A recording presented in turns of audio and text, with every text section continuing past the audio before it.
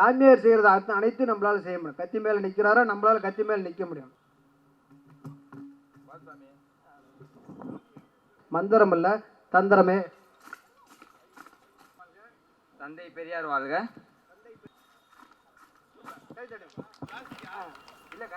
Original கண்ணாடி.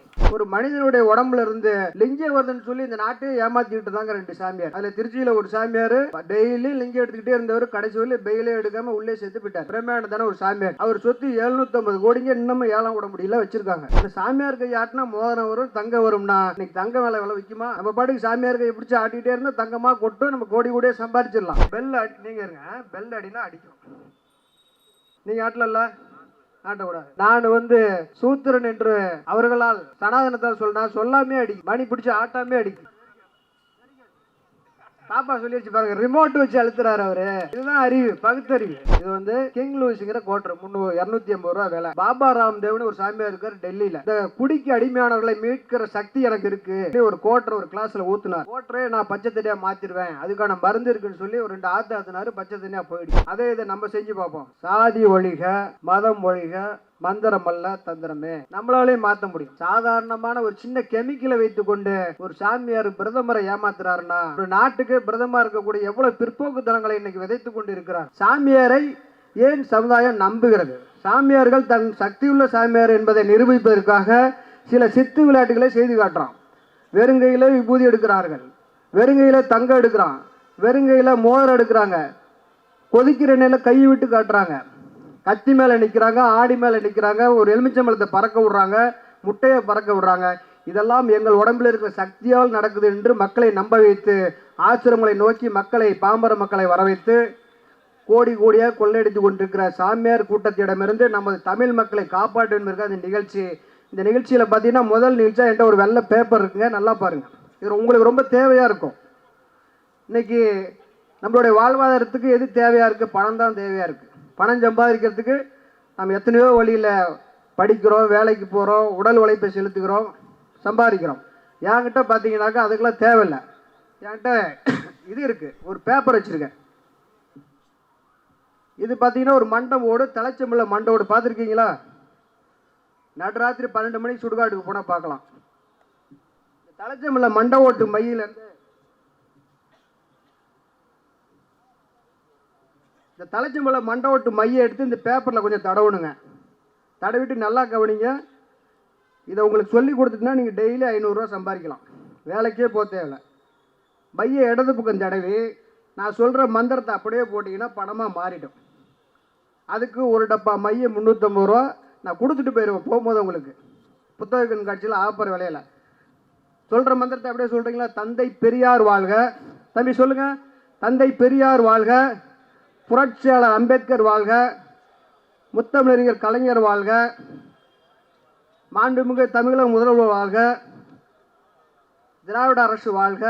500 ரூபா வேணால் வந்துடும். ரொம்ப ஈஸிங்க. இப்படியே தான் நான் ஒரு 1 கோடி ரூபா சம்பாரிச்சிட்டேன் உழைக்காமையே. அருமை பெரியவர்களை, இது எவ்வளோன்னு தெரியுங்களா? 500 ரூபா. நம்ம ஊரில் தான் 500 ரூபா. அமெரிக்காவுக்கு போனீங்கன்னா இது 5 ரூபா தான். நமது மோடி ஆட்சிக்கு வரும்போது, நான் ஆட்சிக்கு வந்துட்டேன்னா நம்ம நாட்டு பணமும் டாலர் மரப்பும் ஒன்றா ஆக்கிடுவேன்னாரு. அப்போ 44 ரூபா இருந்துச்சு. இன்னைக்கு 85 ரூபா. நிர்மலா சீதாராமன் ஒரு நிதியமைச்சர் இருக்காங்க, அவங்கக்கிட்ட போய் ஏம்மா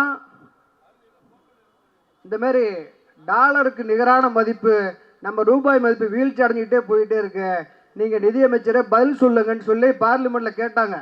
அந்த அம்மா சொன்னாங்க பாருங்க ஒரு பதில், நம்ம பணம் வீழ்ச்சி அடையலைங்க, அமெரிக்கா பணம் தாங்க உயர்ந்துக்கிட்டே இருக்குது. இதுமாரி பதில் எங்கேயாவது கேள்விப்பட்டிருக்குமாங்க? ஓட்டப்பந்தயத்தில் 2 பேர் ஓடுறான்னா ஒருத்தர் ஜெயிச்சாரா, ஒருத்தர் தோந்துடுறான்.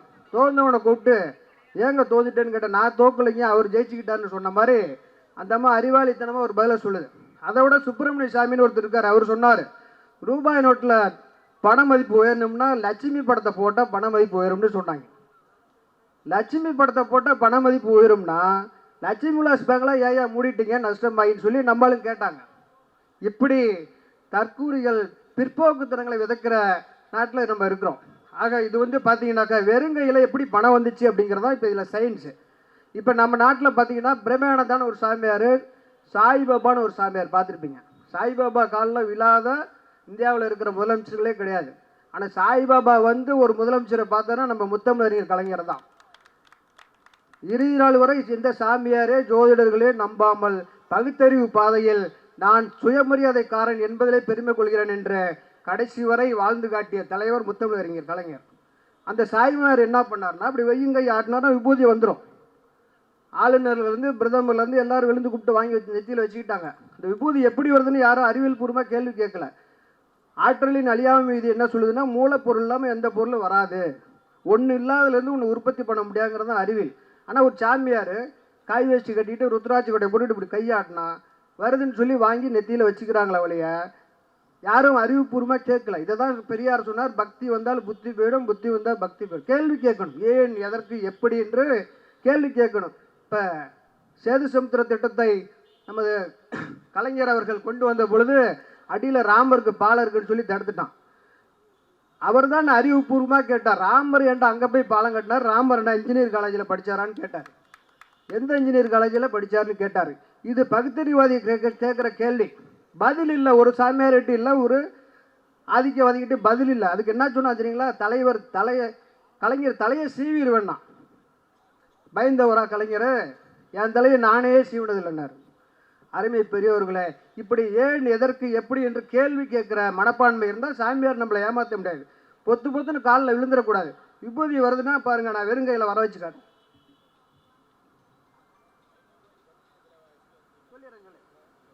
ஒன்றும் இல்லைங்க, விபூதியை வந்து வர வைக்கிறது ரொம்ப கஷ்டம் இல்லை. நீங்கள் என்ன நினைக்கலாம்னா, அறிவியல் பூர்வமாக விபூதி வந்து பொடி தானே, பொடியை எப்படி கைக்குள்ளே மறைக்க முடியும், தூளான பொருள்னு நினைப்பீங்க. அப்படி கிடையாது.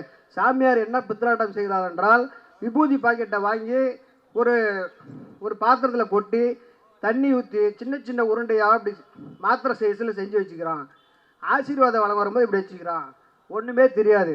கையை ஷேக்கிங் பண்ணிக்கிட்டு உங்களுக்கு ஆசீர்வாதம் வழங்கிக்கிட்டு கிட்ட கூப்பிட்டு நம்மளை மாரி சாதாரண ஆள்லாம் போனால் விபூதி, மந்திரிகள் ஆளுநர்கள்லாம் போனால் மோதிரம் வருது, அரப்போடு மோதிரம் வருது. ஏன்னா சாமியார் கையாட்டினா மோதிரம் வரும், தங்க வரும்னா இன்னைக்கு தங்க விலை விற்குமா?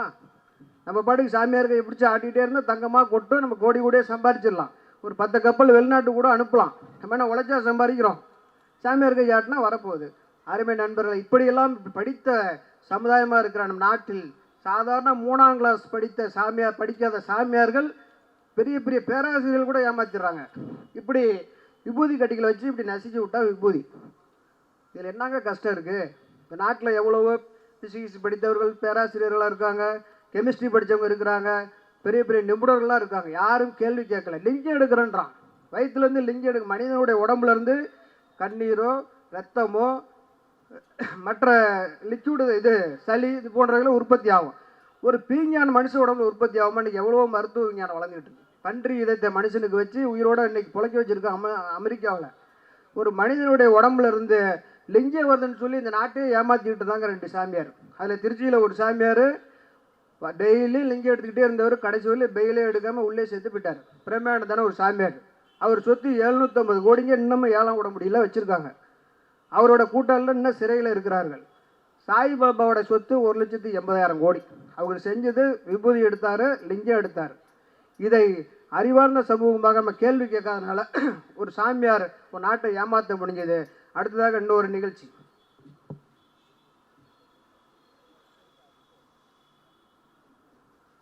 தம்பி யாராவது ஒருத்தர் மேடைக்கு வாங்களேன். யாராவது ஒருத்தர் வாங்க. ஒருத்தர் வாங்க தம்பி, வாங்க, நீங்கள் வாங்க, வாங்க வாங்க.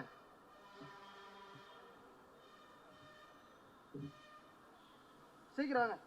அடுத்தடுத்த நிகழ்ச்சி இருக்கு. அருமை பெரியவர்களே, இது பார்த்தீங்கன்னா ஒரு கயிறு. இது கயிறு தானே பாருங்க. கிட்ட வாங்க, பயப்படாதீங்க. உங்கள் பேர் சொல்லுங்க. சிவபிரசாந்தா?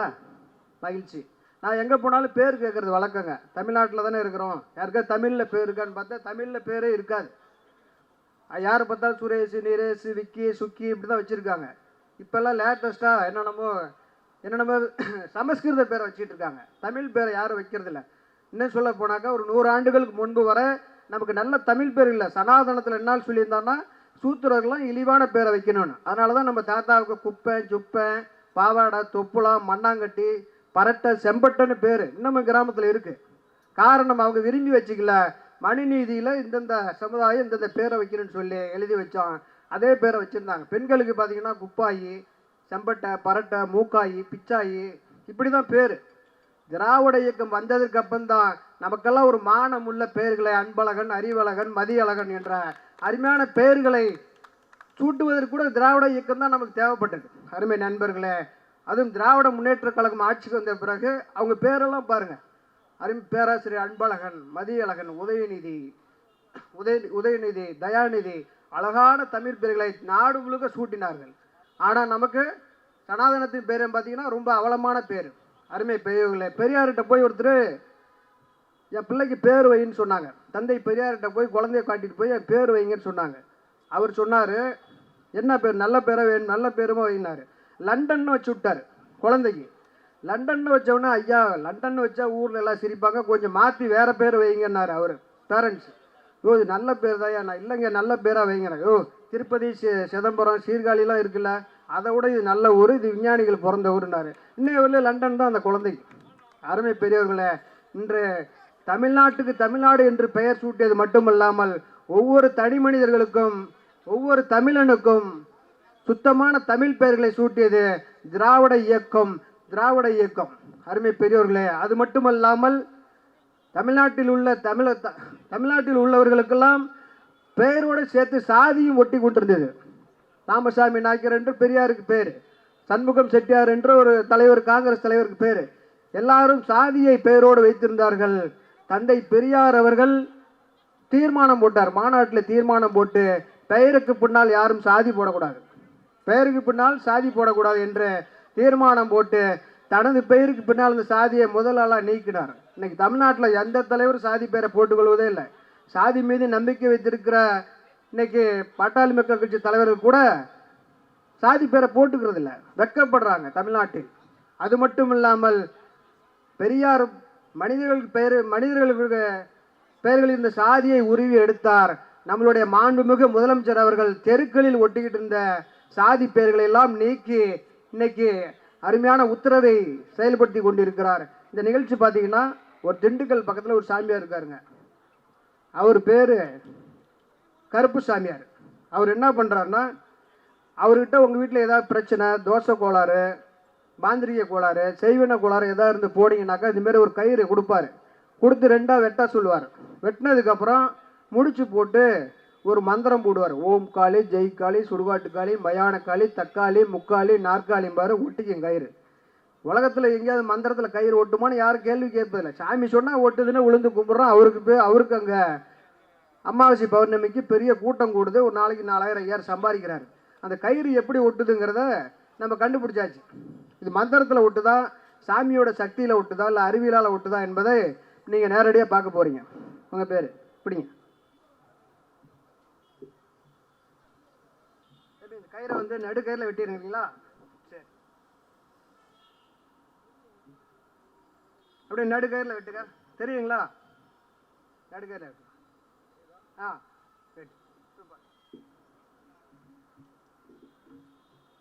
அருமை நண்பர்களே, கயிறை ரெண்டா வெட்டி நீங்க போகலாம், உட்காந்தீங்க. கயிறை வெட்டிட்டாரு தம்பிக்கு. ரெண்டா வெட்டியாச்சா? ஒரு கயிறுக்கு எத்தனை முனை இருக்கும்? மேலே 2, கீழே 2. ஒரு கயிறுக்கு 2 முனைனா 2 கயிறுக்கு எத்தனை முனைங்க? 1.5 கயிறுக்கு அதுக்கு 4 தான் வரும். அருமையான பதில். இப்போ பார்த்தீங்கன்னா வெட்டின கயிறை அப்படியே முடிச்சு போட்டுருந்துங்க. முடிச்சு போட்டுட்டு கையில் சுற்றிக்கணும். ஓம் காளி, ஜெய் காளி, சுடுகாட்டு காளின்னு சொன்னால் மந்திரத்தில் ஒட்டாது. நம்ம மந்திரத்தை சொன்னோம்னா ஒட்டிடும். அதுக்கு என்கிட்ட ஒரு மந்திர கோல் மட்டும் இருக்குது பாருங்க. அந்த சாமியார் எப்படி செய்கிறாருங்கிறது அப்படியே லைவாக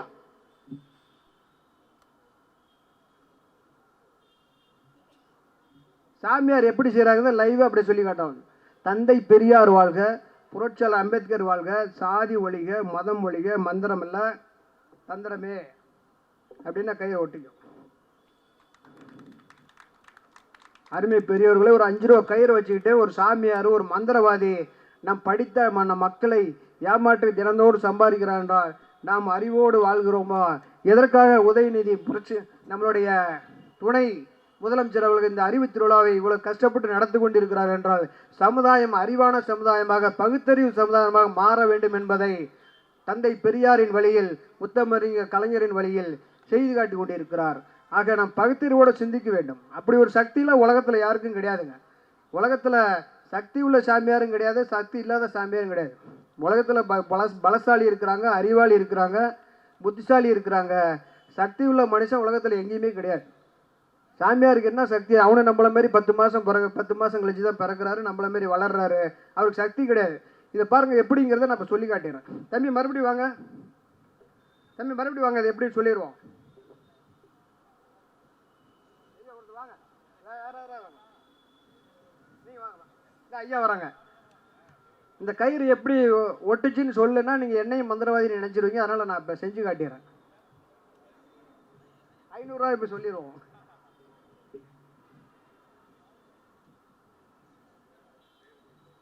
உங்கள் பேர் சொல்லுங்கய்யா.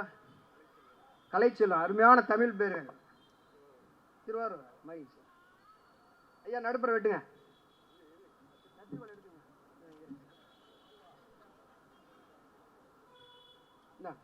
அதை கொடுங்க.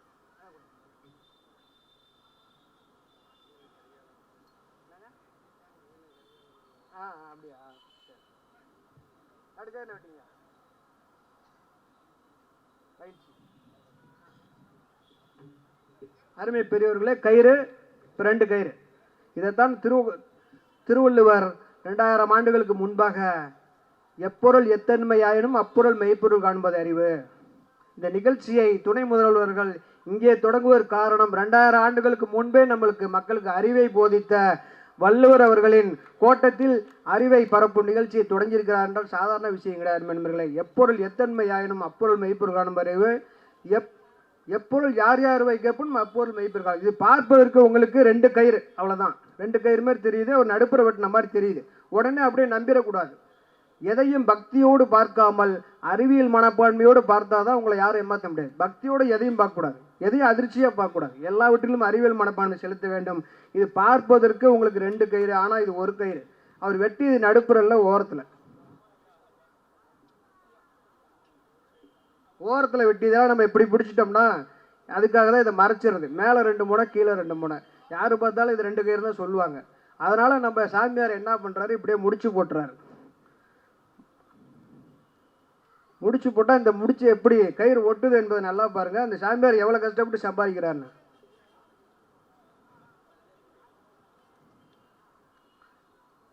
அந்த மந்திர கோலை எடுப்பதே இந்த முடிச்சு அங்கே வைக்கிறதுக்கு தான், வேற ஒன்றும் கிடையாது. அருமை நண்பர்களே, சாதாரண விஷயங்களை ஒரு 3ஆம் கிளாஸ் படித்த சாமியார் செய்து காட்டினா உடனே நம்பக்கூடாது. எலுமிச்சம்பழத்தை பார்த்து பயப்படுறாங்க நம்ம ஆளுங்க.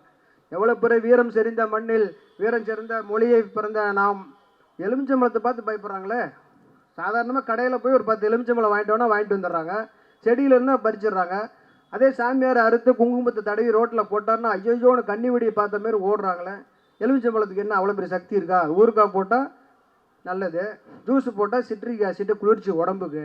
எலுமிச்சம்பழத்தை பார்த்து கூட பயப்படுகிற சமுதாயமாக நம் சமுதாயம் இருப்பது என்பது நாம் பகுத்தறிவை இன்னும் முழுமையாக மக்களிடம் கொண்டு சேர்க்க வேண்டிய கடமை நமக்கு இருக்கிறது. எல்லாவற்றிலும் கேள்வி கேள். தந்தை பெரியார் என்ன சொல்லுகிறார்? உன் முன்னோரை விட, உன் சாஸ்திரத்தை விட, உன் வெங்காய விளக்குமாத்தை விட உன் அறிவு பெருசு, அதை கொண்டு சிந்திக்கிறார். எதையும் கேள்வி கேள். ஏன், எதற்கு, எங்கு, எப்படி, யாரால் என்ற கேள்வி கேட்டால் உங்களை எந்த மந்திரவாதியும் ஏமாற்ற முடியாது. குழந்தை இல்லைன்னா உடனே யாராவது டாக்டர்கிட்ட போகிறாங்களா? இன்றைக்கி உடனே சாமியார்கிட்ட தான் போகிறாங்க. சாமியார் என்னமோ டெஸ்ட் டியூப் சென்டர் நடத்துகிற மாதிரி நேராக சாமியார். எங்கள் ஊரில் ஒருத்தர் 10 வருஷமாக ஐயப்பங்களுக்கு மாலை போட்டார். நான் கேட்டேன், என் வயசு அவர், ஏயாண்ணே கல்யாணம் பண்ணி 10 வருஷம் ஆச்சுங்க, குழந்தை இல்லைன்னாரு. அதுக்கு ஏன் ஐயப்பங்கிட்ட போயிட்டுருக்குற அப்படின்னா, இல்லை ஒரு சாமியார் சொன்னார் 18 வருஷம் மாலை போட்டால் குழந்தை பிறக்குன்னு சொன்னார், 18 வருஷம் போயிட்டுருக்கானார். இன்னும் 18 வருஷம் போட்டாலும் குழந்தை பிறக்காது. கார்த்திகை மாதம்தான் கல் கூட கர்ப்பமாகவும் புல்லு பூண்டுலாம் பூத்து குலுங்கும். கார்த்திகை மாதம் நீ குடும்பம் நடத்தாமல் மாலை போட்டுக்கிட்டே போயிட்டு இருந்தால் எப்படா புள்ள பிறக்கும்? இந்த வருஷம் மாலை போடக்கூடாது, என் பேச்சை கேள்றான்னு போடலை. அடுத்த வருஷம் 2 குழந்தைய தூக்கிட்டு வந்துட்டாருங்க.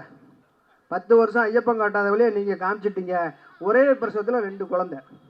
அறிவை பயன்படுத்தும். குழந்தை இல்லைன்னா அது கருமுட்டையில் கோளாறு இருக்கா, ஆண்களுக்கு செமனில் கோளாறு இருக்கா, மருத்துவர்கிட்ட போய் அதுக்கு தேவையான வைத்தியத்தை செய்யாமல் சாமியார்கிட்ட போய் மாட்டிக்கிட்டு வாழ்க்கை போச்சுன்னு உட்காந்துருக்குறாங்க. ஒரு ஐயர்கிட்ட போய் கேட்குறாங்க, குழந்தை இல்லைன்னு சொன்னால் ராமேஸ்வரம் போயிட்டு வாங்குறாரு. ராமேஸ்வரம் போயிட்டு நீராடிட்டு வாங்க, குழந்தை அவன் சொன்னால் பிறந்ததுலேருந்து நான் அங்கே தான் இருக்கேன். சொந்த ஊரே ராமேஸ்வரம் தாங்க. அப்போ காசிக்கு போயிட்டு வாங்குறான். இப்படி நம்மளே ராமேஸ்வரத்துலையும் காசியிலையும் டெஸ்ட் டியூப் சென்டர் நடத்துகிறாங்க. அப்புறம் அந்த ஊருக்கு போனால் குழந்தை பிறக்கும்னா அங்கே இதுக்கு இந்த டெஸ்ட் டியூப் சென்டர் நடக்குது. திருமணம் ஆகலையா திருமணஞ்சேரிக்கு போ, சனி பிடிச்சிருக்கா திருநள்ளாருக்கு போ. இப்படி மக்களை அலைகழித்து அவருடைய பணத்தை சுரண்டுகிற சாமியார் கூட்டத்திலிருந்து நீங்கள் விழிப்பாக இருக்க வேண்டும் என்று சொல்லிட்டு, மூட நம்பிக்கைங்கிறது ஒன்றும் இல்லைங்க.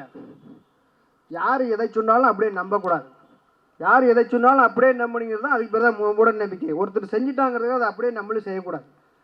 அதை ஏன் இதற்குன்னு கேள்வி கேட்கணும். பகுத்தறிவுங்கிறது ஏன் இதற்கு கேள்வி கேட்பது. மூட நம்பிக்கை என்பது அப்படியே நம்புவது. ஒரு பெரியவர் கோயிலுக்கு போகிறாரு, ஒரு முக்கியஸ்தர் ஐயர்கிட்ட போயிட்டு விபூதி வாங்குறாரு, குங்குமம் வாங்குறாரு, நெத்தியில் வச்சுக்கிட்டு வீட்டுக்கு போகலான்னு பார்க்குறாரு. கையில் குங்குமம் இருக்குது, சட்டையில் ஒட்டிக்குமான்னு சொல்லி அந்த கோயில் காம்பவுண்ட் சோதனை போய் தடவுறாரு. போகல, மறுபடியும் போய் தடகுறாரு, போகல. மூணாவது தடவை அழிச்சு தேய்ச்சாரு, போயிடுச்சு. வீட்டுக்கு போயிட்டாரு. அந்த சாமிக்கு மட்டும் 10 பேர் பார்த்துக்கிட்டே இருந்துட்டு, பண்ணையார் அந்த காம்பவுண்டில் 3 தடவை தேய்ச்சாடுறா, அங்கே ஏதோ சக்தி இருக்குது நமக்கு இவ்வளோ நாளாக தெரிலன்னு 30 வருஷமாக காம்பவுண்டை போய் எல்லாம் தேய்ச்சி ஓட்டையே போட்டாங்க. இதுதாங்க மூட நம்பிக்கை. கேள்வி கேள், எதையும் கேள்வி கேள் அப்படின்னு சொல்லிட்டு அடுத்த ஒரு நிகழ்ச்சி.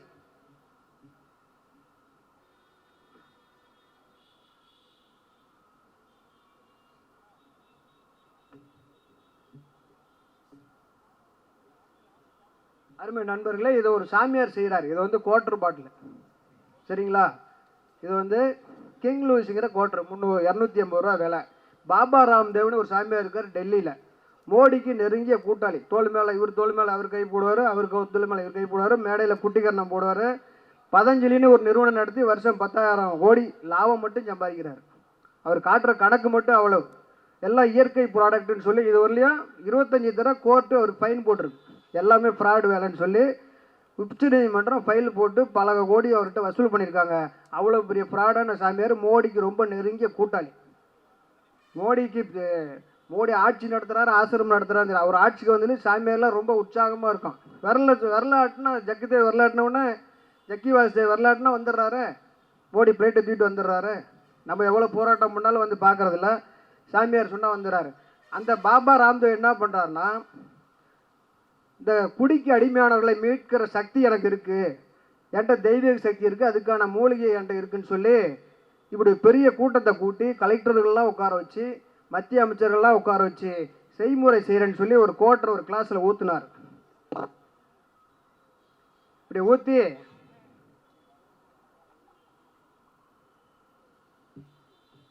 கோட்டரே நான் பச்சை தண்ணியாக மாற்றிடுவேன், அதுக்கான மருந்து இருக்குன்னு சொல்லி ஒரு 2 ஆற்றினார். பச்சை தண்ணியாக போயிடுச்சு. உடனே அந்த ப்ராடக்ட்டுக்கு பிரதமர் விளம்பரம் கொடுத்து கோடிக்கணக்கில் சம்பாதிக்கிறாரு. எப்படா அப்படி மாற்ற முடியும்னு சொல்லிட்டு நாங்கள் அதை ஆராய்ந்து பார்த்த வகையில் அது என்ன ஏமாத்து வழங்கதை கண்டுபிடிச்சோம். அதே இதை நம்ம செஞ்சு பார்ப்போம். தந்தை பெரியார் வாழ்க, புரட்சியாளர் அம்பேத்கர் வாழ்க, காரல் மார்க்ஸ் வாழ்க, திராவிட மாடல் அரசு வாழ்க, சாதி ஒழிக, மதம் ஒழிக, மந்திரம் அல்ல தந்திரமே. நம்மளாலே மாற்ற முடியும்.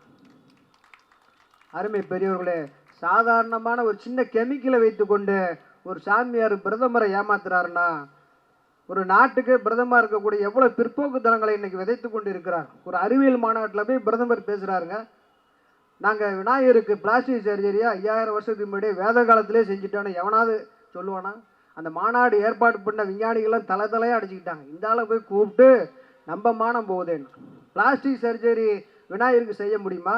யானை சைஸ் கழுத்து தலைன்னா, மனிதனுடைய கழுத்து சைஸ்ன்னா, ஒரு பிரதமர் தன்னை மறந்து, பிரதமர் என்பதை மறந்து அறிவியலுக்கு எதிராக பேசுகிறார். புஷ்ப விமானத்தை நாங்கள் அந்த காலத்திலே கண்டுபிடிச்சிட்டோங்கிறாரு.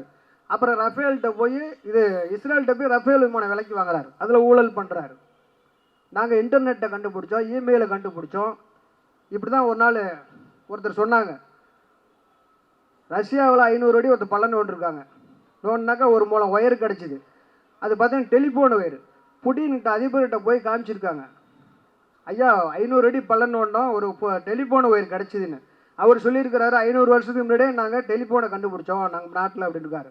அமெரிக்காவில் 500 அடி நோண்டினா ஒரு மின்சார ஒயர் கிடச்சிது.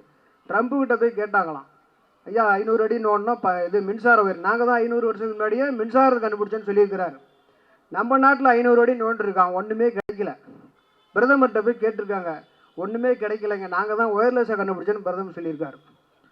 அருமை நண்பர்கள், இப்படி வாயிலே வடை சுடுகிற பிரதமர் இவர். விஞ்ஞானத்துக்கு எதிராக ஒரு அரசமைப்பு சட்டத்திலே இருக்கு, ஒவ்வொரு மனிதரிடத்திலும் அறிவியல் மனப்பான்மை வளர்த்தெடுக்க வேண்டியது ஒரு அரசின் கடமை. ஆனால் அந்த அரசமைப்பு சட்டத்தின்பால் பதவி பிரமாணம் செய்து கொண்ட இவர் இன்னைக்கு மூட நம்பிக்கை பரப்புறதே வேலையாச்சு. ஒரு பீகார் எலெக்ஷனில் போய் திமுக காரங்க பீகார் மக்களை துன்புறுத்துறான்னு ஒரு பிரதமர் பேச முடியுமா? சிந்திச்சு பாருங்க. 2 நாட்டு மக்களுக்கு இடையே கலவரத்தை ஏற்படுத்தி கலவரத்தை வச்சு ஆட்சி பிடிக்கிற ஆளுங்க அவங்க. நம்ம மண் சமத்துவத்தையும் சகோதரத்தையும் திராவிட இயக்க பார்வையில், திராவிட இயக்க வழியில் சமத்துவத்தை ஏற்படுத்தி அதன் மூலம் மக்களை தெளிவுபடுத்தி இங்கே ஆட்சியை நாம் கைப்பற்றிருக்கிறோம். அருமை பெரியவர்களே, பிற்போக்குத்தனங்களை விதைக்கிற அதை இப்போ ஒரு மத்திய அமைச்சர் சொல்லியிருக்கிறார், நாங்கள் அனுமன் தான் விண்வெளி வீரராம். முதல் விண்வெளி வீரர் அனுமன் தான். அனுமன்னா குரங்கு, அவர் தான் விண்வெளி வீரன் சொல்லி பிஜேபி இருக்க மந்திரி பூரா ஐன்ஸ்டீன் பேரங்க, பெரிய விஞ்ஞானிங்க, எல்லாம் பெரிய படிப்பாளி. அதெல்லாம் அந்த காலத்தில் ஆக்ஸ்போர்ட் பல்கலைக்கழகத்தில் படிச்சுட்டு ஒரு காமக்கோடின்ற பேராசிரியர் இங்கே ஐஐடியில் மாட்டு மூத்திரத்தில் ஆன்டிபயாட்டிக் இருக்குது என்று சொன்னால் அவர்கிட்ட படிக்கிற மாணவர்கள் எவ்வளோ அறிவாக வளருவாங்க நினச்சி பாருங்கள்.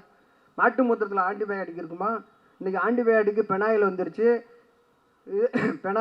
டெட்டாயில் வந்துருச்சு, என்னென்னமோ வந்துருச்சு. இவர் என்ன சொல்கிறாரு, இதில் இருக்குங்கிறார், மாட்டு மூத்திரத்தில் இருக்குது. அப்போ பேராசிரியரே இப்படி இருக்குன்னா மாணவர் என்ன பண்ணுவான்?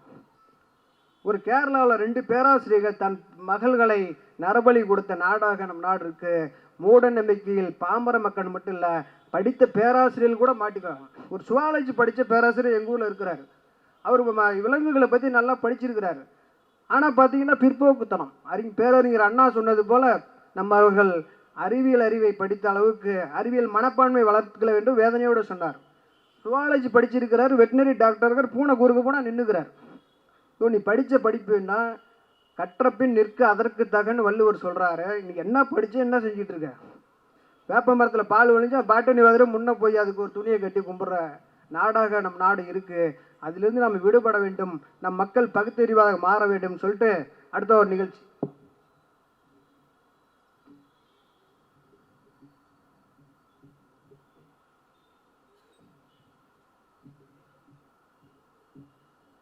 பார்த்தீங்கன்னா என் கையில் ஒரு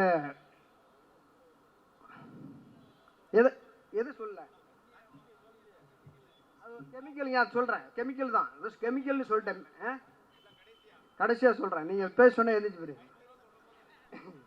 இப்போ பார்த்தீங்கன்னாக்கா நாட்டில் எல்லாவற்றுக்கும் இன்றைக்கி யாகம் வந்துடுச்சு. யாகம் வளர்த்தா மழை வரணுன்னா மழை வரும், மழை நிற்கினா 2000 வருஷமாக ஒரு கும்பல் யாகம் வளர்த்தா. எங்கள் ஆத்தா ஆடு வளர்த்தா, மாடு வளர்த்தா, கோழி வளர்த்தா, எங்களை படிக்க வச்சான்னு சொல்லுவோம் நம்ம. ஆனால் ஒன்றுமே வளர்க்காம யாகம் வளர்த்து ஒரு கும்பல் 2000 வருஷமாக வயிறு வளர்த்து நாட்டை ஏமாற்றிக்கிட்டு இருக்கு. யாகம் வளர்த்தா மழை வர்றதுக்கு யாகங்கிறான், மழை நிற்கிறதுக்கு யாகங்கிறான். கிரிக்கெட்டில் வேர்ல்டு கப் வாங்கணும்னா அதுக்கு யாகன்றான். இது ராக்கெட்டு போகணும்னா அதுக்கு யாகம். எல்லாத்துக்கும் யாகத்தை வளர்த்து நடத்துகிற கும்பல் நம்ம நாட்டில் இருக்குது. இது என்ன சொல்கிறேன்னா, திருவண்ணாமலை பக்கத்தில் ஒரு சாமியார் இருக்கார், யாகசாலையெல்லாம் வைக்கிறார். யாகசாலை வச்சுட்டு தீப்பெட்டி போடுறதில்ல, தீப்பெட்டி வச்சு கொளுத்துவதில்லை. ஒரு தீர்த்தத்தை வச்சுக்கிட்டு கங்கா தீர்த்தம்னு சொல்லி அதில் தெளிச்சுக்கிட்டு ஒரு மந்திரம் போடுறாரு, தானாக தீ வந்துடுது. உடனே அக்னி பகவானை வர வைக்கிற சக்தி இருக்குன்னு சொல்லி அவருக்கு ஒரு கூட்டம் போயிட்டு இருக்கு. நாம் அதை போய் என்னன்னு பார்த்து கண்டுபிடிச்சோம், வேற ஒன்றும் கிடையாது. யாகம் வளர்த்து எல்லாத்தையும் இன்னைக்கு செஞ்சிட முடியும்னு சொல்லி நாட்டில் ஏமாற்றி கொண்டு இருக்கிறார்கள். ஜெயலலிதா அம்மா உயிரோட பிழைத்து வரணும்னு எல்லா கோயிலையும் யாகம் வளர்த்தாங்க. யாராலும் ஒரு லட்சக்கணக்காக செலவு பண்ணான், ஒரு யாகமும் காப்பாற்ற முடியல. டாக்டர் தானே காப்பாற்ற முடியும், யாகம் எப்படி காப்பாற்ற முடியும்? உலகக்கோப்பை கிரிக்கெட்டில் உலகக்கோப்பை வாங்கணும்னு சொல்லி அந்த கிரிக்கெட் பிளேயர் அது அவன் கேப்டனை உட்கார வச்சு பேட்டு மட்டை வச்சு யாகம் வளர்த்தா. ₹1,00,000 காசு வாங்கிட்டு யாகமே வளர்க்காத ஆசிரியர்களே தான் வாங்கிட்டு இருக்கு வருஷம். நம்ம நாட்டில் யாகம் வளர்த்து வாங்கியிருக்கானா? வாங்கலை. இஸ்ரோ விஞ்ஞானிகள் விஞ்ஞானப்படி படித்து விட்டு அந்த ராக்கெட்டு மாதிரி கொண்டு திருப்பதி கோயிலில் வச்சு யாகம் வளர்க்குறாங்க. இதெல்லாம் என்ன விஞ்ஞானியாக இருந்தாலும் பிற்போக்குத்தனங்களை விதைக்கிற செயல். இப்படி தான் அர்ஜுன் சம்பத்னு ஒரு ஆள் இருக்கிறார். அர்ஜுன் சம்பத்னு ஒரு ஆள் கேள்விப்பட்டிருப்பீங்க. ஈரோட்டில் சத்ரு சம்ஹார பூஜைன்னு ஒரு பூஜை ஏற்பாடு பண்ணார். 48 யாகசாலை வச்சு என்ன இதுனா எதிரிகள்லாம் சாவடிச்சிடணும். கடவுள் மறுப்பாளர்கள், ஆசிரியர் வீரமணி செத்து போகணும், குளத்தூர் மணி செத்து போகணும், ராமகிருஷ்ணன் செத்து போகணும், குதிரையெல்லாம் போட்டு கொளுத்திருக்கிறான். 48 யாகசாலை வச்சு வடநாட்டிலேருந்து உயர்ந்த பார்ப்பனர் அழைச்சி வந்து யாகம் வளர்த்து அப்புறம் சொன்னால் அந்த பார்ப்பனர் சொன்னார், இன்னும் 48 நாளுக்குள்ளே நல்ல செய்தி வரும். என்ன வரும்? ஆசிரியர் செத்து போடுவார், குளத்தூர் மணி செத்து போடுவார். இவன் அர்ஜுன் சம்பத்து யாகத்தை வளர்த்துட்டு டிவி முன்னாடியே உட்காந்துருக்கான் 48 நாளா. 47வது நாள் ஒரு செய்தி வந்துச்சு, காஞ்சி சங்கராச்சாரிய சுவாமிகள் மூச்சு திணறலால் இறந்து விட்டார். அதிர்ச்சி ஆகிட்டார் யார்? அர்ஜுன் சம்பத். யாகம் வளர்த்து அவங்க சாவாங்கன்னா நம்ம சாமி லோக குருவை செத்துட்டாருன்னு சொல்லி கோபத்தில் அந்த ஐயருக்கு ஃபோன் போட்டிருக்கிறார். என்னங்க யாகம் வளர்த்து நம்ம ஆளுங்க செத்துட்டாங்க, அவங்க பூரா நல்லா இருக்காங்க அப்படின்னு. அவர் சொன்னார், அடுத்த 48 நாளில் பாருங்கள் நல்ல செய்தி வரும்னா. அடுத்த 38வது நாள் ராமகோபாலம் செத்து போயிட்டார். இப்போ தலையாக அடிச்சுக்கிட்டு திரும்பி ஐயருக்கு ஃபோன் போட்டிருக்கான். என்னையா அடுத்த 40 நாள் சொன்னேன். ஐயரு ஃபோன் எடுக்கல, அவங்க வீட்டுக்காரமாக எடுத்திருக்கு. என்னங்கன்னு இருக்கு, இந்த மாதிரி யாகம் வளர்த்தா இல்லை நம்ம ஆளுங்களே செத்துக்கிட்டு இருக்காங்க, அவங்க பூரா ஆசிரியர் குடுன்னு மேடை ஏறி ஓடுறாரு, அவங்களுக்கெல்லாம் ஒன்றும் ஆகலன்னு இருக்காங்க. இல்லைங்க சாமி செத்து போய் 3 நாள் ஆச்சுன்னு அந்த மாதிரி சொல்லியிருக்கு. அருமை பெரியவர்களே, யாகம் வளர்த்து இங்கே ஒன்றுன்னு ஆக போகிறதில்ல. ஆனால் யாகங்கிற பேரில் நாட்டை கொள்ளையடிக்கிட்டு இருக்கிற கும்பல் இருக்குது, அதுலேருந்து நீங்கள் விடுபடுன்னு சொல்லிட்டு இது எப்படி தீப்பிடிக்குங்கிறத சொல்ல போகிறோம். தீப்பெட்டி இல்லாமல் ஒருத்தர் யாகம் வளர்க்குறார். தந்தை பெரியார் வாழ்க, புரட்சியாளர் அம்பேத்கர் வாழ்க, சாதி ஒழிக, அக்னி பகவானே வனாந்துருவார்.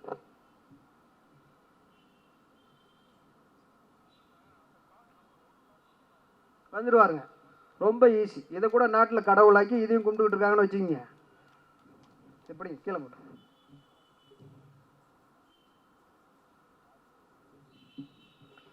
இப்படி அருமை பெரியவர்களை இது போன்ற சின்ன கெமிக்கல் தான் சொல்லிடுறேன் உங்களுக்கு. ஒரு பொட்டாசியம் பெர்மனேட்டு ஒரு கெமிக்கல் இருக்குது. அதை வந்து யாக குண்டத்தில் போட்டுட்டு தீர்த்தம் என்று ஒரு பொருளை ஊற்றுக்கிறார்களே, அதுதான் அது ஒரு கிளிசரின்கிற ஒரு கெமிக்கல். அதை எடுத்து அது மேலே போட்டால் தானாக தீ பிடிக்கும். இதுக்கு மந்திர சக்தியும் தேவையில்லை, ஒரு மண்ணாங்கட்டி சக்தியும் தேவையில்லை. இதை சொல்லி கொண்டு மக்களை ஏமாற்றுகிறார்கள். சாமியார் செய்கிறது அனைத்தும் நம்மளால் செய்ய முடியும். கத்தி மேலே நிற்கிறாரா, நம்மளால் கத்தி மேலே நிற்க முடியும். அடுத்ததாக பாருங்கள் ஒரு நிகழ்ச்சி.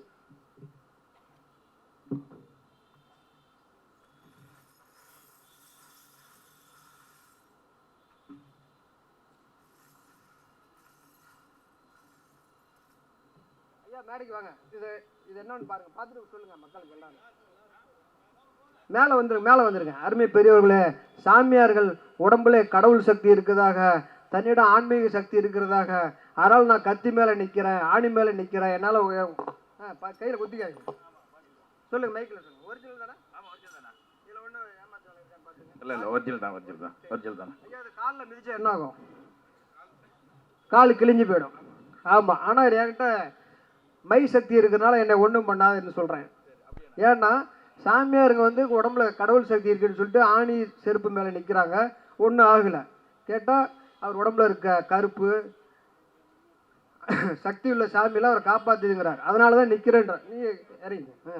இப்போ பார்த்தீங்கன்னா நாம் கடவுள் இல்லை, சாதி இல்லை, மதம் இல்லைன்னு ஊராக போய் பேசுகிறோம். இப்போ கத்தியை கூட நீங்கள் முடைய மலிக்க எப்படியே செஞ்சிடலாம், ஆணியை கூட முடைய மலிக்க செஞ்சிடலாம். ஆனால் கண்ணாடியை யாராலும் அது நம்ம நினைக்கிற ஷேப்பில் சரி பண்ண முடியாது. இப்போ பார்த்தீங்கன்னாக்கா நான் கண்ணாடியை கண்ணாடி தூள்களை இங்கே கொட்டியிருக்கிறேன். ஐயா வாங்க.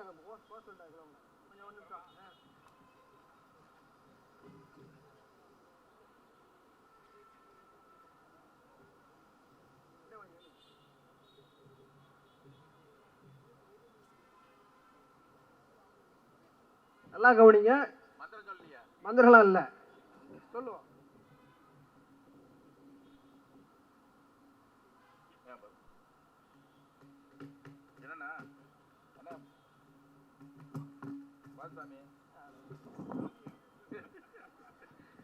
கும்பிடுற சாமியை ஒழிக்க வேண்டும் என்பதற்காக தான் பெரியார் அவர்கள் நாடு பூரா விட்டால். நீங்கள் மறுபடியும் சாமின்னு சொல்லாதீங்க. அருமை பெரியவர்களை, இந்த ஆணியை செருப்பை மிதிப்பது போல நீங்கள் தந்தை பெரியார் வாழ்க, புரட்சியாளர் அம்பேத்கர் வாழ்க, முத்தமிழறிஞர் கலைஞர் வாழ்க, சாதி ஒழிக, மதம் ஒழிக, மந்திரம் அல்ல தந்திரமே.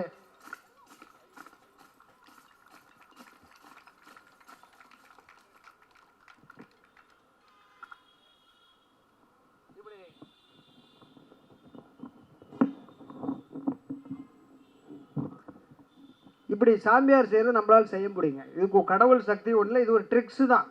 நான் சொல்லிட்டேன்னா நீங்கள் சொன்னாலும் தம்பி யாராவது ஒருத்தர் மேடைக்கு, யாராவது வாங்க, பயப்படாமல் வாங்க.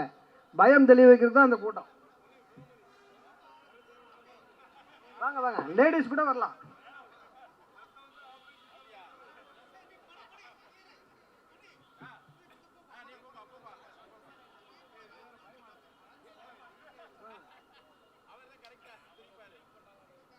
வாங்க.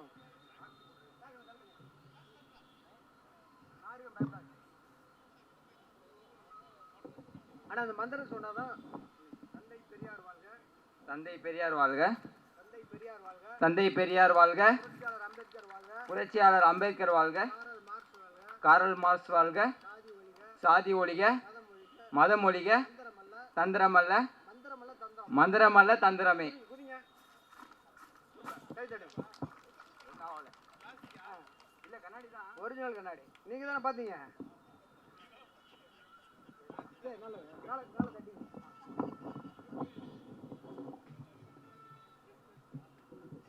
இது போன்ற உங்களை ஒரு மெய் செலுக்கக்கூடிய விஷயங்கள்லாம் சாமியார் செய்வான். கத்தி மேலே நிற்பான், ஆணி செருப்பு மேலே நிற்பான். உடனே சாமிக்கு சக்தி இருக்குன்னு நினச்சி கூட ஆணி செருப்பு மேலே ஒரு 500 ஆணிகளை அடித்து வேலை நிற்பாங்க. ஒன்றும் முடியாது. உடல் எடையே சமக பறந்துக்கும். நீங்கள் ஒரே ஒரு ஆணியை ரீப்பரில் அடித்து சாமியை கூப்பிட்டு செத்த நில்லுங்க சாமி அப்படின்னா சாமியார் வேலையை வேணான்ட்டு போயிடுவான். ஒரு ஆணி குத்திரும் இல்லையா? கத்தி நீங்கள் வீட்டில் இருக்க கத்தியை கொடுத்தீங்கன்னா சாமியார் நிற்க மாட்டார். அவர் முனைமலுக்கு நம்ம கத்தியை வச்சுக்கிட்டு நிற்பார். சரி, கத்தி மேலே நிற்கிற, தீ மேலே நிற்கிற, ஆணி மேலே நிற்கிற, நாங்கள் சொல்கிறத செய், கரண்டை கொஞ்சம் பிடி, கையில் பிடிப்பாரா? பிடிக்க மாட்டார். இன்றைக்கி சோசியக்காரன் நாட்டில் எவ்வளோ ஏமாற்றிட்டு இருக்கிறான். உனக்கோட முக்காலத்தையும் நான் சொல்லுவாங்கிறான், அண்ணன் தம்பி எத்தனை பேருங்கிறான், உங்களுக்கு ராகு கோலாங்கிறான், இதுங்கிறான். நாங்கள் கேட்டாங்க என்னுடைய ஆதார் நம்பரை மட்டும் சொல்லியா அப்படின்னு. சொல்லவே முடியல அவனால். பேங்க் பேலன்ஸ் நம்பரை சொல்லுவாரா? பேங்க் அக்கௌண்ட் நம்பரை சொல்லுவாரா? எல்லாம் சொல்கிற சாமியார், சக்தி உள்ள சாமியார், இதெல்லாம் சொல்ல முடியாதுங்க. அருமை நண்பர்களே, உங்களுடைய எல்லா குடும்பத்துக்கும் என்ன கஷ்டம் இருக்கோ அது எல்லாருக்கும் இருக்கும். பணக்காரங்களுக்கு இருக்கும், இல்லாதவங்களுக்கு இருக்கும். அதை சொல்லி உங்களுக்கு நோய் நொடி இருக்குதும்மா, உங்களுக்கு நினச்ச காரியம் கைகூடி வரலம்மா, இது பொதுவாக நாட்டில் இருக்கிற பிரதமருக்கும் பொருந்தும், நமக்கும் பொருந்தும். பொதுவான விஷயங்களை சொல்லி நம்ம நம்ப வைப்பார்கள். சாமியாரை தேடி நீங்கள் போய் உங்கள் வாழ்க்கையை இழந்து விடக்கூடாது சொல்லிட்டு அடுத்த ஒரு நிகழ்ச்சி. இதான் ஜாதகத்தை பார்த்துருக்கீங்களா? ஜாதக நம்பிக்கை இருக்கா யாருக்கும்? அது இந்த நாட்டில் ஜாதகம் பழிச்சிருக்கா யாருக்கும்? அது ஜாதகத்தை வச்சுக்கிட்டு இந்த நாட்டில் ஒரு கும்பல் பிளப்பு நடத்திக்கிட்டு இருக்கு. முதலமைச்சர் அவர்களுக்கு நமது மாண்புமிகு முதலமைச்சர் அவர்கள் ஒரு காலமும் முதலமைச்சரே ஆக முடியாதுன்னு இங்கே இருக்கிற சோசிகாரம் பூரா கட்டம் கட்டி சொன்னான். கட்டமே சரியில்லை, அவர் ஜாதகத்தில் முதலமைச்சர் ஆகிற வாய்ப்பே இல்லை அப்படின்னா. ஜெயலலிதா அம்மையார் 100 வயசு வரலி வாழும், அதில் வரலி அவங்க தான் முதலமைச்சர்னா. எந்த ஜாதகம் பழித்தது? முதலமைச்சர் அவர்கள் அந்த ஜாதகத்தை சொல்லி அவர் வர முடியாதுன்னு சொன்ன சோசிகார முகத்தெல்லாம் கறி பூசி முத்துவேல் கருணாநிதி ஸ்டாலின் நான் என்று சொல்லும்போது இந்த சாமியாரெல்லாம் ஓடி ஒளிஞ்சிட்டானே. கச்சிராஜாட்ட போய் கேட்டாங்க, ஜாதகத்தில் கட்டம் சரியில்லைன்னு ஐயாவுக்கு சொன்னீங்களே, முதலமைச்சர் ஆகிட்டாருங்க. கச்சிராஜா குப்புரிக்கு எடுத்து எனக்கு ஜாதக நம்பிக்கையே இல்லைங்கட்டான். ஜாதக நம்பிக்கையே இல்லைன்ட்டான். ஜாதகம் என்பது பொய். ஒரு மனுஷன் பிறக்கும் போது ஒரு பிரசவ வார்டில் போய் பார்த்தீங்கன்னா அவர் டாக்டர் ஒரு வாட்ச் கட்டிருப்பார், அங்கே ஒரு வாட்ச் மாட்டிருக்கோம். ஒரு 13-14 ஸ்டேஜ் சேர்ந்தால் குழந்தை பிறக்குது. தொப்புள் கொடி அறுக்கும்போது நேரத்தை குறிப்பாங்களா, இல்லை தலை வரும்போது குறிப்பாங்களா? எந்த நேரத்தை வச்சு ஜாதகம் குறிக்கிறாங்க? கரெக்டாகவே யாரும் குறிக்கவே முடியாது. அருமை நண்பர்களே, அந்த நேரத்தை வைத்து கொண்டு இந்த மனிதர்கள் இப்படி வாழ்வாங்க, இவங்களுக்கு செவ்வாய் தோசை இருக்குது, அந்த தோசை இருக்குது, இந்த தோசை இருக்குன்னு சொல்லி வாழ்க்கை வீணடிச்சு விடுவாங்க. கும்பகோணத்தில் ஒரு சாமியார் இருக்கார், ஜாதகம் பார்க்குற சுவாமி மலையில் ஒரு ஐயர் இருக்கார், ரொம்ப பிரபலமான ஐயர். அவர்கிட்ட நாங்கள் போய் ஒரு ஜாதகத்தை கொடுத்தோம். இந்த ஜாதகத்தை பார்த்து சொல்ல 300 ரூபா தட்சிணை. அவர் பார்த்துட்டு பையன் பேர் ராஜா, பேர் போலவே ஒரு ராஜா மாரி வருவார், இவர் பெரிய பணக்காரர் ஆவார், வெளிநாடு போய் படிப்பார், இன்ஜினியர் ஆவார், டாக்டர் ஆவார்னா. நாங்கள் ஜாதகத்தையும் கொடு, எங்கள் காசையும் கொடுனோம். ஏங்கன்னாரு, இது மனுஷனே இல்லை, எங்கள் வீட்டில் போட்ட மாட்டு கண்ணுக்குட்டி, அதுக்கு ராஜான்னு பேர் வச்சு வாங்கிட்ட கொடுத்தா கண்ணுக்குட்டி அப்புறம் இன்ஜினியர் படிக்கும், கண்ணுக்குட்டி அப்புறம் வெளிநாடு போகும்னு சொன்னோடனே முகத்திரை கிழித்தோம். ஜாதகத்தை சொல்லிலாம் இங்கே நாட்டில் யாருக்கும் எது நடந்தது இல்லைங்க. ஜாதகம் என்பது நமக்கு நாமே வைத்துக் கொள்கிற பிற்போக்குத்தனம். பூமி மைய கொள்கையாக வச்சு உருவாக்குனது தான், இப்போ சோதிடர்கள் உருவாக்குனது தான் ஜாதகம். அறிவியல் என்ன சொல்லுது? சூரியன் என்ற நட்சத்திரத்தை சுற்றி எல்லா கோளும் சுற்றுதுன்னு சொல்லுங்க. தலைகீழாக பிற்போக்குத்தனங்களை விதைப்பதற்காக ஜாதகம் என்ற பெயரில் மக்களை சுரண்டி சாப்பிட்டு இன்னைக்கு செவ்வாதாசோன்னு சொல்லிட்டு 40 வயசு வரலையும் பிள்ளை கல்யாணம் பண்ணாமல் இருக்கான். 8 லட்சம் செவ்வாய், 2 லட்சம் செவ்வாய், 12 லட்சம் செவ்வாய்னு செவ்வாய் கிரகம் எத்தனை ஆயிரம் கிலோமீட்டர், எத்தனை கோடி கிலோமீட்டருக்கு அந்த பக்கம் இருக்குது. எங்கே இருக்குன்னு இவனுக்கு தெரியாது, அது எப்படி இருக்குன்னு தெரியாது. இவன் பாட்டுக்கு செவ்வாய் தோசை இருக்குன்னு சொல்லி ஜாதகக்காரன் சொன்னான். 10 பொருத்தமும் பார்க்குறான், ஜாதகக்காரனை வச்சு 10 பொருத்தம் பார்க்குறான். 10வது நாள் டைவர்ஸ் போய் நிற்கிறான். எவனாவது போய் சோசியக்காரனை கோர்ட்டில் போட்டானா நீ சொல்லி தான்டா கல்யாணம் பண்ணி வச்சேன்னு நுகர்வோர் கோர்ட்டில் போடுறதில்ல. இவர் தாங்க சொன்னார் 10 பொருத்தம் நல்லா இருக்குன்னு யாராவது கேட்குறாங்களா? கேட்குறதில்ல. இன்றைக்கி வாஸ்துங்கிற பேரில் நாட்டில் படுற பாடு. மெட்ராஸில் ஒருத்தர் காமிச்சார் என்கிட்ட, கட்டடம் கட்டுறதுக்கு 50 லட்சம், வாஸ்து பார்ப்பதுக்கு 5 லட்சம், அதுக்கு ஜிஎஸ்டி 27,000 சோசியக்காரங்க குடிச்சு கொடுத்துருக்காங்க. வாஸ்துன்னா என்ன யாருக்கா தெரியுமா? 100 வருஷத்துக்கு கூட நாட்டில் வாஸ்து கிடையாது. ஒரு வீடுனா ஒரு காத்தோட்டமான ஜன்னல் இருக்கணும், படுக்கை அறை இருக்கணும், சமையலறை இருக்கணும். இவன் எல்லாம் வாஸ்து பார்த்து வாஸ்து சாமியார்ட்ட போய் என்டி ராமாராவ்னு ஒருத்தர் இருந்தார். யார்? ஆந்திராவில் என்டி ராமாராவ்னு ஒரு முதலமைச்சர் இருந்தார், சந்திரபாபு நாயுடு மாமனார். அவர் தேர்தலில் தோற்று போயிட்டார். உடனே வாஸ்து சாமியார் போய் இவன் வீடு வடக்கு பக்கமாக வாசப்படி இருக்குது, அது தெற்கு பக்கமாக இடித்து கட்டியான்னு சொல்லி 1,50 கோடி ரூபா செலவு வச்சு அவர் என்டி ராமாராவ் என்ன போட்டார், அதனால தான் தோந்துப்பட்ட மாட்டுக்கு நினச்சிட்டு இடித்து வாசப்படியை மாற்றி கட்டினார். கட்டி 3 மாதத்தில் செத்து போயிட்டார். அருமை நண்பர்களே, வாஸ்து என்ற பெயரில் நாம் கொட்டி கொடுக்குற காசு கொஞ்ச நாள் இல்லை. வாஸ்துலாம் ஒன்று கிடையாது. வீட்டில் பாத்ரூம் கட்டிட்டாவே அவன் சொல்கிற பிரகாரம் வாஸ்து பலிக்காது. இப்போ ஏரோப்ளேனுக்கு எப்படி வாஸ்து பார்ப்பான்? இப்படி போகும்போது வாசப்படி இந்த பக்கம் இருக்கும், இப்படி போகும்போது இப்படி வாசப்படி இருக்கும். எப்படி வாஸ்து பார்க்க முடியும்? வாஸ்து என்று இன்றைக்கி பொறியியல் படித்தவர்களாம் வாஸ்து சேர்த்து சோசியம் படிச்சுக்கிட்டு இருக்காங்க. அருமை நண்பர்களே, சோதிடம், பில்லி சூனியம், மைய மாந்திரம் அனைத்தும் ஏமாத்து வேலை. பில்லி சூனியம் வச்சுட்டான்னு ஊரில் வெட்டிக்கிறாங்களே அண்ணன் தம்பி. ஒன்றில் ஒரு எலுமிச்சம்பழத்தை அருந்து போட்டான், நீ பில்லி சூனியம் வச்சுட்டான்னு சொல்லி அண்ணனை போய் தம்பி வெட்டுறான், தம்பி போய் அண்ணனை வெட்டுறான், வெட்டிக்கிட்டு சாவறான். பில்லி சூனியம் வச்சுட்டா ஒருத்தர் கை கால் விளங்காமல் போகணும். மோடி நாட்டில் இந்நேரம் நல்லபடியாக நடக்க முடியுமா? அவ்வளோ பேர் இன்றைக்கி வயிற்றுச்சல் இருக்கான். வெளிநாட்டுக்கு நமக்கு சண்டை வருது, பாகிஸ்தானுக்கு நமக்கு சண்டை வருது, சண்டை இழுக்கிறாங்க. எதுக்கு ரஃபேல் விமானம் போகுது சண்டைக்கு? எதுக்கு பீரங்கி போகுது? நீ ஆயுத பூஜைங்கிற பேரில் ராஜ்நாத் சிங் போய் அங்கே போய் ஆயுத பூஜை போடுறாரு. எங்கே போய்? நம்ம ஆயுதங்களுக்கெல்லாம் பார்டரில் போய் ஆயுத பூஜை போடுறாரு. இவங்க தான் இன்னமும் ஆயுதத்தெல்லாம் கண்டுபிடிச்ச மாதிரி. அப்போ நீ பில்லிசூனியை வச்சா எல்லாம் சரியாக போடும்னா நம்ம ஊர் சாமியார் பூரா பார்டரை கூட்டிகிட்டு போய் இந்த பாகிஸ்தான் வீரர் பூரா கை கால் விளங்க பண்ணுங்க. எலுமிச்சம்பழம் ஒரு லோடு தரேன், இதை கொண்டு எலுமிச்சம்பழத்தை தூவி விட்டு வந்துடு பாகிஸ்தான் பூரா. மோடிகிட்ட சொன்னால் மோடி ரொம்ப விஞ்ஞானி. அந்த இதில் அந்த இன்னும் டவர் விமானத்தெல்லாம் காட்டுமே, அதுக்கு தெரியாமல் இவர் போயிடுவாராம். ரொம்ப விஞ்ஞானின்னு சொல்லிட்டு இருக்கிறாரு. அந்த எலுமிச்சம்பழத்தை ரேடாருக்கு தெரியாமல் மோடியால் போக முடியும்னு சொல்லி ஒரு கதை கட்டி விட்டானோ. இப்படி திருநள்ளாருக்கு மேலே ராக்கெட்டு போனால் நிற்கிதுன்னு ஒரு கதை கட்டி விட்டான் பாருங்க. திருநள்ளாறு கோயிலுக்கு நேராக ராக்கெட்டு போகும்போது நின்று போகுதுன்னு சொல்லி அதை ஒரு செய்தியாக போட்டு டிவி வரலையும் சொன்னாங்க. நான் பார்த்தேன், ஏடா திருநள்ளாருக்கு மேலே போட ராக்கெட்டு போட நின்று போட, அதுக்கு பேர் ராக்கெட்டாக டவுன் பஸ். அது டவுன் பஸ்ஸு தான் நின்று போகும்.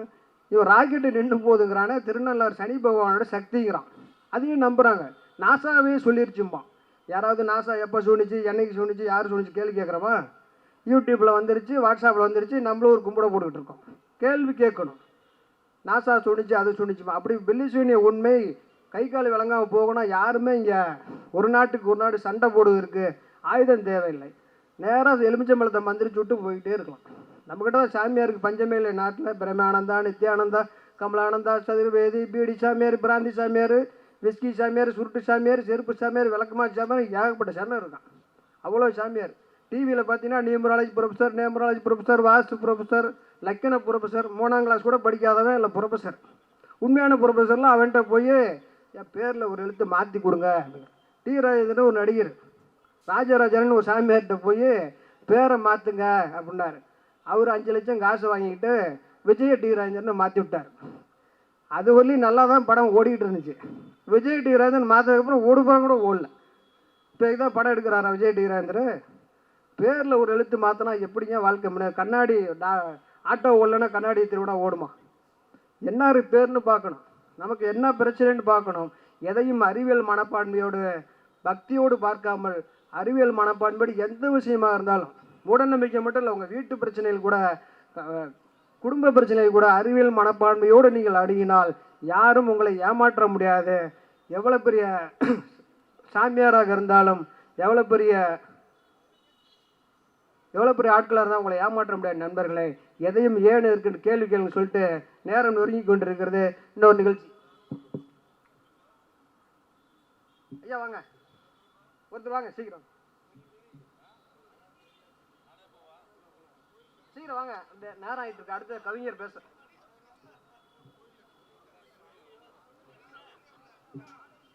விரல மட்டும் இட்டுங்க. பாப்பா வா, இது வெயிட் கீழே போடு பாப்பா. அடுத்த நேரம் அது அடுத்த நேரம்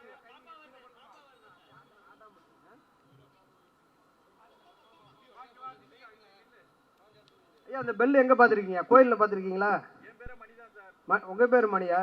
அதுக்காக நீங்க உங்களை ஆட்டின சவுண்ட் வராதுல்ல, இது ஆட்டின சவுண்ட் வரும்ல. சரி கொஞ்ச நேரம் இருங்க. இந்த மணி பார்த்தீங்கன்னா கோயிலில் பார்த்துருப்பீங்க, பெரிய பெரிய கோயிலில் ஐயர் அர்ச்சகர் வந்து உள்ளே ஆட்டுவார். நம்ம போய் தேங்காய் வாழைப்பழம்லாம் கொடுத்தோம்னா நம்ம அந்த கோயில் வரல தான் போல் உள்ளே போகக்கூடாது. ஆனால் அதுக்கு போனால் சாமி தீட்டாயிடும். நீ எல்லாம் சூத்திர வெளியே நின்றுடுவாங்க, நம்மளும் கை கட்டிட்டு வெளியே நிற்போம். மணி ஆட்டுவார். ஓம் சுக்லாமரன் நக்லாமரதன் சொல்லிட்டு மணி ஆட்டுவார். அவர் ஆட்டுறதுனால அது ஆடுது. இங்கே பாருங்கள், என்கிட்ட ஒரு சுடுகாட்டு பொம்மை இருக்குது. இது அந்த ஐயரோட சக்தி உள்ளவர். இவர் இந்த டேஞ்சர் பாயிண்டில் நீங்கள் ஆட்டாதீங்க, ஆட்டாதீங்க. இது ரொம்ப டேஞ்சரான பொம்மை. அப்புறம் உங்களுக்கு ஏதாவது சக்தி ரெடி. தந்தை பெரியார் வாழ்க.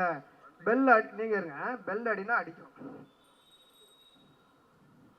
நீங்கள் ஆட்டலல்ல, ஆட்டக்கூடாது. புரட்சியாளர் அம்பேத்கர் வாழ்க. சாதி ஒழிக. அருமை நண்பர்களே, மணி ஆட்டினாதான் ஆடு. ஐயரு அடித்தான். அர்ச்சகர் ஆகம விதியெல்லாம் படிச்சிருக்கேன், நாங்கள் மட்டும்தான் உயர்ந்த சாதின்னு சொல்லிட்டு இருக்கான் பாருங்க, நெத்தியில் பிறந்தேன்னு. நான் வந்து சூத்திரன் என்று அவர்களால் சனாதனத்தால் நான் சொல்லாமே அடிக்குது. மணி பிடிச்சி ஆட்டாமே அடிக்குது. இதைத்தான் தந்தை வச்சிருங்க.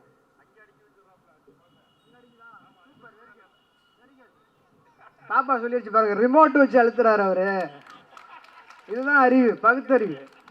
அப்படி ஒரு சக்தி உலகத்தில் யாருக்கு இல்லை. ரிமோட் வச்சு அந்த அங்கிள் அழுத்துறாங்க. அங்கே பாருங்க, ரிமோட் கையில் வச்சிருக்கு.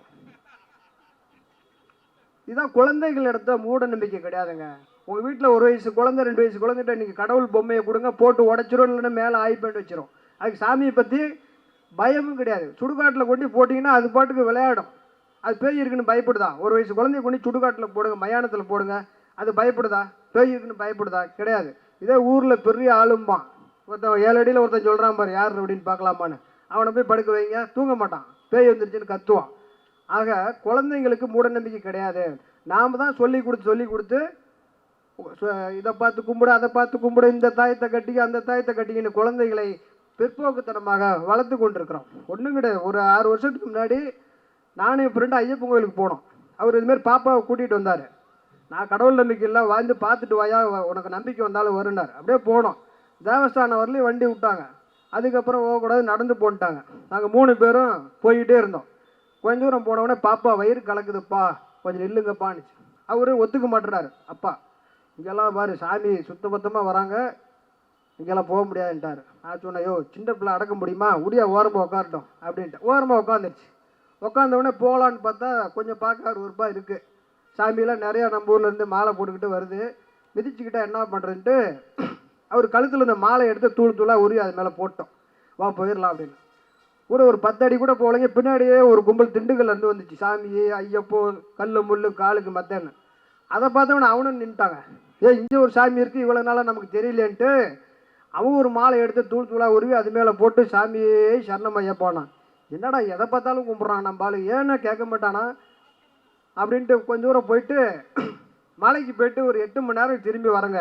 இவ்வளோ உயரத்துக்கு பூ குமிஞ்சு போச்சு. என்னடானா வரிசையாக வந்து பூ போடுன்னு போலீஸ் அதுக்கு பாதுகாப்பு.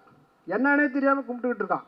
நாங்கள் பாப்பா ஆயிருந்துச்சுன்னு கொஞ்சோண்டு பூ போட்டு வச்சா புதுசாக அங்கே ஒரு சாமி இருக்குன்னு சொல்லி கும்பிட்டுக்கிட்டு இருக்காங்க. இதுதான் மூட நம்பிக்கை. ஒருத்தர் செய்கிறார்கள் என்பதுக்கா அப்படியே செய்யக்கூடாது, அப்படியே செய்யக்கூடாது, கேட்கக்கூடாது. கேள்வி பின்னாடி வந்தவங்க கூப்பிட்டு எதுக்குங்க பூ போட்டேன்னு கேட்டால் அவங்க சொல்லியிருக்க போகிறோம். எவ்வளோ பக்தியோட பார்த்து கும்பிட்றோம். அதுதான் மூட நம்பிக்கை. குழந்தைகளிடம் மூட நம்பிக்கை கிடையாது. நாம் தான் அதில் குழந்தைங்களை கெடுக்கிறோன்னு சொல்லிட்டு இது ஒரு ரிமோட்லாம் அடிக்கிறது. அடுத்த ஒரு நிகழ்ச்சி.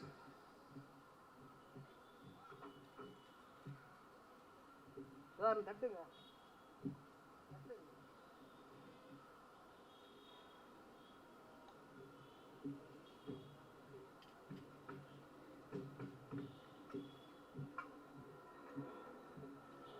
இறுதியாக ஒரு நிகழ்ச்சிங்க ஐயா.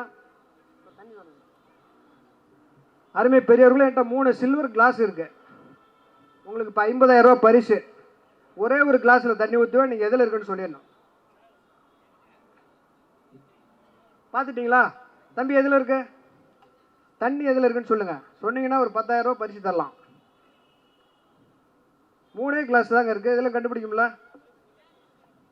எதுல? இதுலையா? இதுலைங்களா? இதுலையா?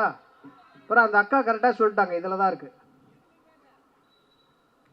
எதுலையுமே இல்லைன்னு எப்படி பகுத்தறிவாக சிந்திச்சோன்னு? தண்ணி உங்கள் கண்ணு முன்னாடி ஊற்றியாச்சு. இப்போ இதில் இருக்கு சொல்லுங்க. 2ல் 1 சொல்லுங்க. இதுலையா? தண்ணி ஊற்றுனதை பார்த்தீங்களா? தண்ணி ஊற்றுனது பார்த்தீங்கன்னா அது உண்மையா பொய்யா? இதில் இருக்கா? இதில் இருக்கா? எங்க கை தட்டலாமே, மேஜிக்கில் தண்ணி மறைஞ்சிருக்கு. அதுக்கு கீழே ஒன்று இருக்குது, அது இது ஸ்டாண்டு. அருமை பெரியவர்களே, இதை தான் காசி பக்கத்தில் கங்கையார் பக்கத்தில் ஒரு சாமியார் உட்காந்துக்கிட்டு உங்கள் தோப்பனாருக்கு முப்பாட்டனாருக்கு இறந்து போனவங்களுக்கு திதி கொடுக்கணும்னா அவர்கிட்ட அந்த திதி நீங்கள் விட்டுட்டிங்கன்னா அவர்கிட்ட போனீங்கன்னா ஒரு மந்திர சொம்பு வச்சிருக்கிறாரு. நீங்கள் அவருக்கு 5,000 ரூபா தட்சணை, பட்டு சீலை, பட்டு வேட்டி, பச்சரிசி, புழுங்கரிசி எல்லாம் அவருக்கு ஒரு 25,000 ரூபா பொருளை கொடுத்தீங்கன்னா கங்கா தீர்த்தத்தை கொஞ்சம் கொண்டாந்து அதில் ஊற்றுங்கவும் பாரு. ஊற்றுவீங்க. ஊற்றிட்டு ஒரு மந்திரம் போடுவார். மந்திரம் போட்டு எல்லா ஜாமானையும் வாங்கிட்டு மந்திரம் போடுவார். கமிச்சா தண்ணி இல்லை.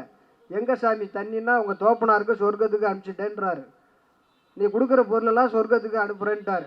உடனே நம்மளுக்கு நம்ம அப்பனுக்கு உயிரோடு இருக்கும்போது தான் தண்ணி ஊற்றல, இப்போ சாமி மூலிமா சொர்க்கத்துக்கு அனுப்பிச்சிட்ட மாட்டுக்குன்னு சொல்லி மனசு திருப்தியாகி காசு கொடுத்து வரான். இந்த நாட்டில் எவ்வளவோ விஞ்ஞானம் உலகத்தில் வளர்ந்துருக்கு. விண்வெளி மண்டலம் பூரா படம் பிடிச்சாச்சு. அதிநவீன கருவியில் வச்சு புதிய கிரகங்கள் கூட இருக்குது.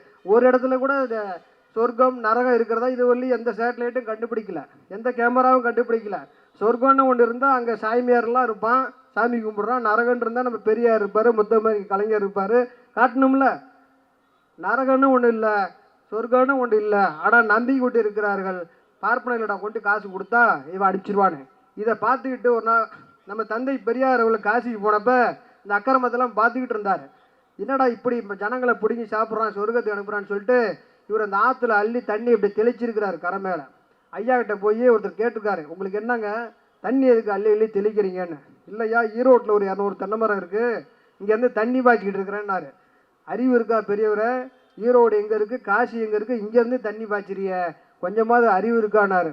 ஏன்டா நீ சொர்க்கத்துக்கே அனுப்பும்போது நான் ஈரோடுக்கு அனுப்ப முடியாதான்று தந்தை பெரியார் கேள்வி கேட்டார். அருமை நண்பர்களே, ஏமாறுகிற கூட்டம் இருக்கிறவரை ஏமாற்றி பிழைக்கிற கூட்டம் பல்வேறு வடிவங்களில் வருவார்கள். நீங்கள் தான் ஏன் எதற்கு சிந்திக்கணும். இன்னைக்கு ரொம்ப பேர், இன்னைக்கு புதுசாக ஒரு தலைவர் வந்திருக்கிறார். நெஞ்சில் குடியிருக்கும் மக்களே, நெஞ்சில் குடியிருக்கும் மக்கள். அதை தாண்டி ஒன்றும் தெரியாது அவருக்கு. எங்கள் நெஞ்சில் எவனா குடியிருக்க முடியுமா? அது என்ன அடுக்குமாடி குடியிருப்பா? முதல்ல நெஞ்சில் இருக்கிறது இதயம். இதயத்துக்கு சிந்திக்கிற சக்தியே கிடையாது. அது வெறும் பம்பிங் மிஷினு.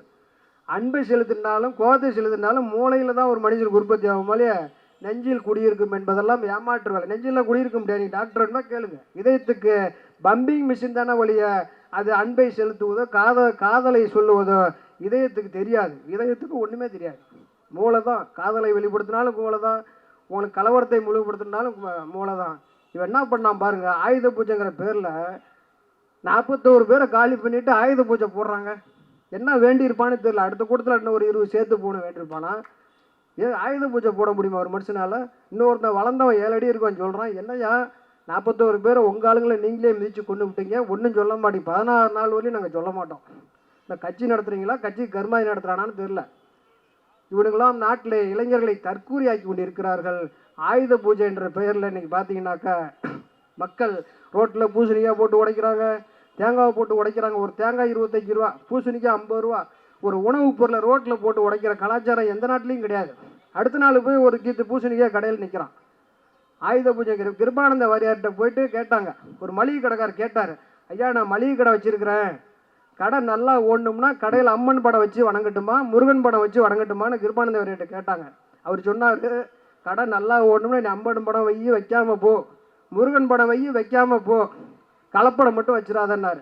கலப்படம் வச்சா ஓடாதுரா, கடை நல்லா ஓடணும்னா சுத்தமான பொருளை நியாயமான விலையை அப்படின்னாரு. நீங்கள் ஆயுத பூஜை என்ற பெயரில் நாட்டில் அடிக்கப்படுகிற கொள்ளை, ஏகப்பட்ட கொள்ளை நடக்குது. ஒரே நாளில் 10,000 கோடி ரோட்டில் போட்டு பொருள்களை உடைத்து கொண்டு இருக்கிறார்கள். இது போன்ற மூட நம்பிக்கையிலிருந்து தந்தை பெரியார் வழியில் நாம் மீண்டு அவருடைய வழியில் நாம் அவருடைய புத்தகங்களை புரட்சி கலைஞர் முத்தமிழறிஞருடைய புத்தகங்களையும் புரட்சி கலைஞர் புரட்சியாளர் அம்பேத்கர் அவர்களுடைய புத்தகங்களையும் இங்கே நிறைய கிடைக்கிறது. வாங்கி பகுத்தறிவு பாதையில் நமது பிள்ளைகளை, இளைய சமுதாயத்தை உதயநிதி வழிகாட்டும் பாதையில் நாம் அழைத்து செல்ல வேண்டும். வாய்ப்புக்கு நன்றி கூறி விடைபெறுகிறேன். வணக்கம்.